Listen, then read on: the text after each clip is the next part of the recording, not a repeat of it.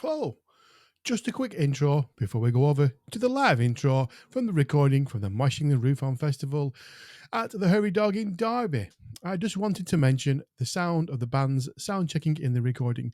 We're at a festival. What do you expect? It's rock and roll. We've got captions on for your enjoyment, so stop bloody moaning. We had fun talking to members of Wargrave and Sidewinder, Blacklist, King Abyss, Imperium, Helfekted and Thrasherwolf. Thank you all for taking the time. We mentioned that there is a playlist and this will be in the show notes. Please give all the bands a listen. That's what we do this for. We had a great day, so thanks to Neil Brannigan for putting it on. And while I'm doing thanks, I would just like to do a massive thank you to Mr. Alan Webby-Webster for his recording and video help in doing these episodes. In this particular episode, we talk to members of Wargrave and Blacklist. Cheers for watching. Welcome to the Miserable Metal Mind podcast. This is a special. It's a live one. We are down in Derby at the Moshing the Roof on Festival. It's all in aid of Shelter, a homeless charity.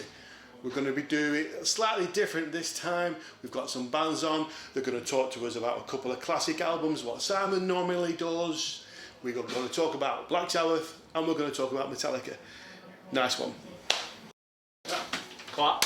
Right, we are here for the first bands on the podcast this time. You know me, you know Paul, you know Simon. We've got Wargrave, we've got Sidewinder.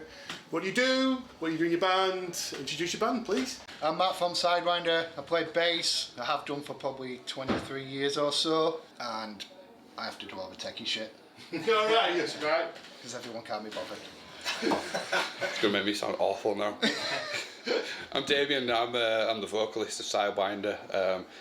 I only joined last year, middle of last year, after their all vocalists left, quite amicably. Yeah, amicably. Okay, right. That's unusual. Yeah. He's a good lad, he's golly. But yeah, so I've only been in the band that long, and as for doing out within the band, other than maybe I don't do anything, I turn up. You just turn up and sing? Yeah. Mm-hmm. Look awkward and yeah. Okay. I'm Stuart from Wargrave. I'm guitarist. And backing vocals. And backing vocals. And songwriter. Sometimes. And songwriter. Fucking hell, Stu. One of Jesus Christ. Do you know what I mean? Like, one of the songwriters. So basically it's all my idea. yeah, exactly. Do you know what I mean? I'm Steve, I'm the drummer and co-founding member alongside Stu, one of the other members that started the band. He's gone to get some food. Yeah. Pretty much. So, yeah, we've been pretty new band still, to be honest with you. We've only been going for 2 years and a year gigging. So, Yeah, you got 2 singles out at the moment. 2 singles out. We've got 4 in total now, so we released 2 singles as just get something out quick because we were new, and when you're trying to get gigs when you've got nothing to show, it's a struggle, isn't it? Yeah. So we put 2 singles out really quick. They were okay. We weren't massively pleased with the production, but you know, it is what it is. And now we've just released the first single from the EP a month ago, which we had Tim Ripper Owens feature on vocals with us. And then Wargraves came out yesterday from the EP. So yeah. Yeah, and what have you guys got out? You've got quite a bit, haven't you? Yeah, 2019 I think. Released the Ashes demo, which got Ashes and a renamed song to, what did we change it to? False Pretenses, I think. It used to be called Slut Drop, and that was just its nickname as we were writing. It was like this thing got called Slut Drop, and it was nothing to do with that. So we're like, right, he didn't like it, we'll change it, we'll just change the name. And then You didn't like it? I wasn't a fan of the name at all. Right. We just called it that. But then we released the War Tapes Volume 1, did all that ourselves. That was a release, it was a bit of an awkward release. Pushed that out of the way, split with a singer, Demo joins. New singer.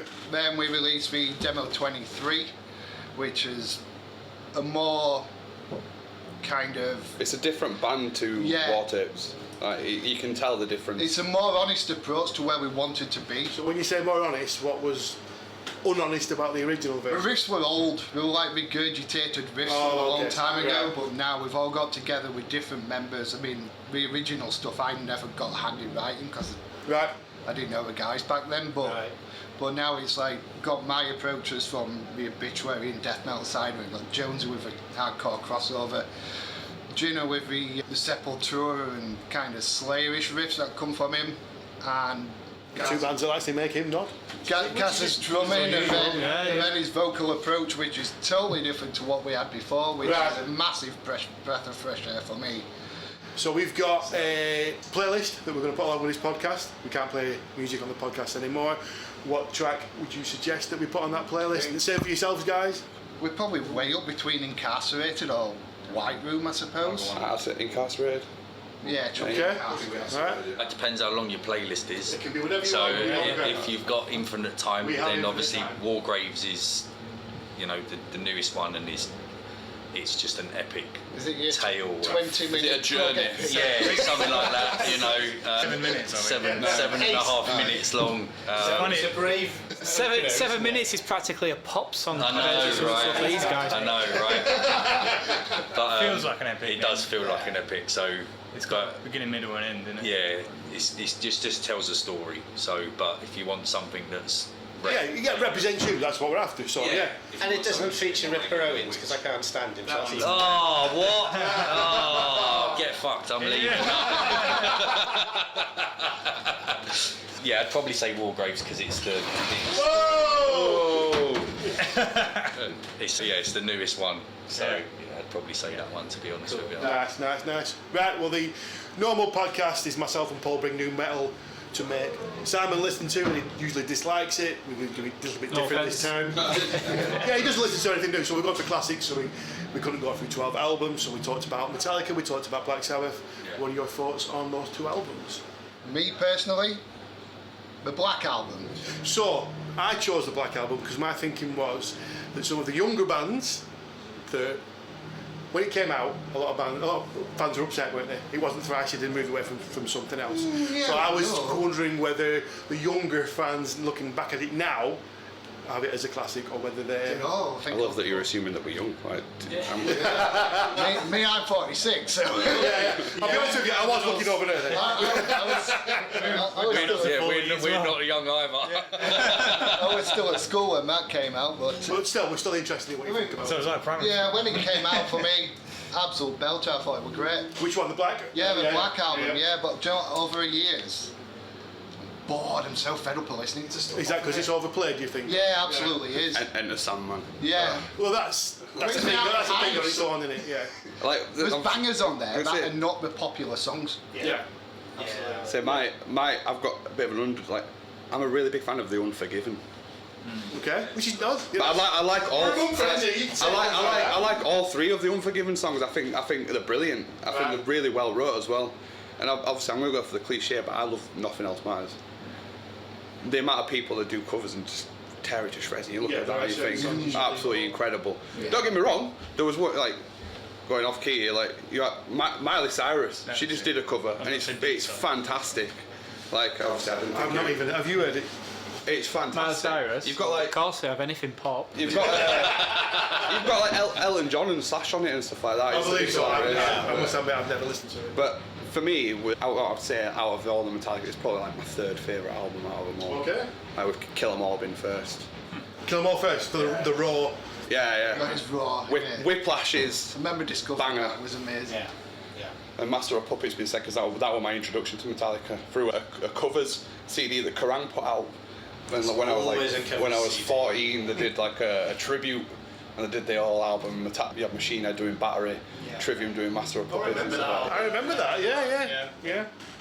Well, so that pulled you in. that. Yeah. Right. Well. Like obviously I'd heard it before, like, you know, again, been 13, 14 watching Kerrang and stuff like that on TV. I'd won. That was always on. And then, like I said, this CD came out, 'cause I bought a magazine every week, and I listened to it and I was like, this is alright, is this? Let's listen to the original band. I listened to it, I was like, hey, this is fucking alright, is this?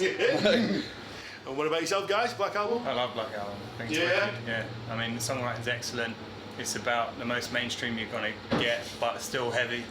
I controversially think it's their best produced album to Yeah, date. it probably is. The production, Yeah. I agree with the that, production on that album. I think you might. Yeah, the production on that album is the best album they've done in terms of an overall package. Yeah. It's not my favourite, but All the videos were good as well. Yeah. There were like 4 videos. yeah, all the videos. They decided to do that. I think if you watch that documentary where they split it into 2 bits as well, you can see they forensically went through every single note of music on the whole album, don't they? You know, on that as well, which they probably don't do anymore. They don't, you know. I think Black Album for me with Metallica, it's the last true Metallica I agree album. with that. They wrote songs the way that they always had written songs up, you know, before but they started doing that with just doing music that we really want to do, and it's got a mixture of everything. I agree in the sense of realistic. They should have probably called it after that, because you had to reload, load, all that kind of album after it. Just you have nothing that compares to that. Like that. I think if you take Reload and Load and Reload, if you took the Metallica name off of those 2 albums and you put another band's name on those albums, we'd be sitting here going, actually they're really good albums. But because you associate them with the Metallica name and what Metallica were up until that point, there's some fucking great songs on Load and Reload. Yeah, there really is, but Black Album's the last album where every song is at least great, and then on Load there's a couple for me that ain't even that really good. Yeah. So that's the last album that's excellent all the way through, pretty much. It's the last true Metallica album. Do we think it's excellent all the way through though? Because I've always thought "Don't Tread on Me" is shit. I love that song. Oh, That's man, a wicked it's a tune. great song. I can't stand that song. That was going to be the first single I was reading, Yeah, it was but then gonna be they the first changed single. their mind. I know, mad. It's crap. Great song. If that had been if they done "Don't Tread on Me" the first single, sorry. Turned it off. It's yeah. What I realised about that song is the chorus is "So be it, settle the score," right?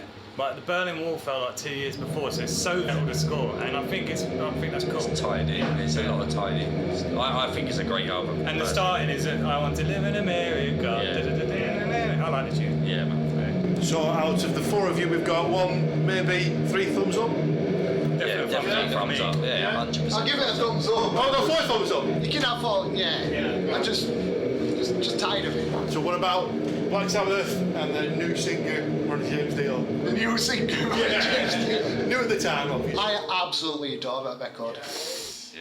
I adore it. We don't know what he thinks yet, do we? I have an unpopular opinion of adoring him more than I do the Aussie records. Yeah, no, I'm one of those. Well, I love the Aussie records too, but it just pips it because it was. I feel like Iommi is really flying. Yeah. He's really got his place, and it's like I can do what I want. Because I'm not being limited by maybe Aussie's range or his approach to singing. Yeah, definitely changed his song. It's amazing. Just I love it. I'd say different band. But it is a different. It's only one. Yeah. It's only one member that's different. No, but I say sounds. Oh, I see. Just- Yeah. I mean, I love the dirty Sabbath, but I also love the. I've seen both. So I've seen Sabbath with Ozzy, and I saw the Heaven and Hell tour when they redid the Heaven and Hell tour with Dio. It is 2 completely different Sabbaths. It's the same as Rainbow, right? You've got Rainbow with Dio, and then you've got Rainbow after Dio. They're 2 completely separate things. Yeah. Neither one is worse than the other. They're just different. I think the difference was though that Dio could do the Aussie stuff. And Aussie Ozzy couldn't do the Dio Ozzy stuff. could never, So no. if you'd Has he ever tried? Has he ever done anything? No, I don't think he has ever done anything. I To be think honest. he was let off his reins a little bit as well. Yeah, well, I think he had another lyricist to work with, didn't he? Yeah. Because Dio used to write all the lyrics. Yeah. Some Dragons and Rainbows. There's just so much groove in it. Yeah. So have you not listened to it yet? No. Do it. I've gone all these years without listening to it. I might as well carry on. What do we pay you for? Not that. If Roman was in here from ours, he'd have stormed out by now. the mics would have been everywhere. Get him in, just walk out again. Dio's one of his heroes, so with the Ripper comment and the Dio stuff, he'd have been out. That was it. He'd be going back to Poland right now. Dio's a big one for me as well. So it's marvellous. Another 4 thumbs up? Yeah, 100%. Yeah, 100%. Marvellous. Right, thanks very much, guys. Really, thanks very much. Yeah, so there'll be a playlist and it'll be out, and we're doing a video as well also. So. Yeah, thanks for your time. Have a good gig. Nice one. Thanks, guys. Thanks a lot.